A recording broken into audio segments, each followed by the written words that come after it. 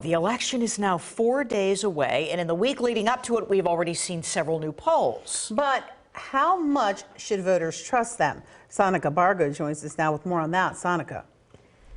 Valerie, Alicia, the short answer, we can trust them. I spoke to a political science professor at Shippensburg University. She tells me polls are fairly accurate, but voters often misread them or rely too much on their predictions.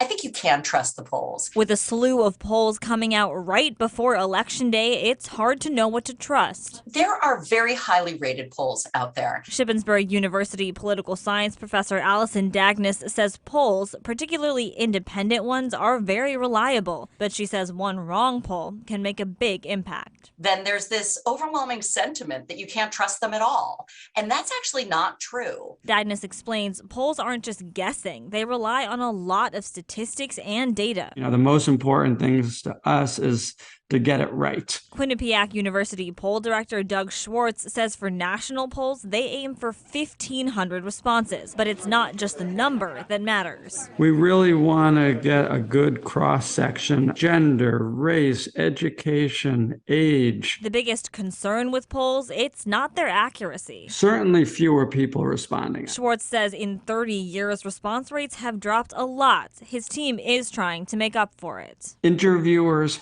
have to dial more numbers now. Still, voters can be skeptical. Dagnes says the 2016 election marked a shift. When Hillary Clinton lost, both Democrats and Republicans started to lose trust in polling. I think that everybody sort of lost their mind and thought, what happened? The polls said she was gonna win. But Dagnes says the problem is voters treating polls like a crystal ball. It's not a predictor of what is definitely going to happen, but a snapshot of how people are feeling.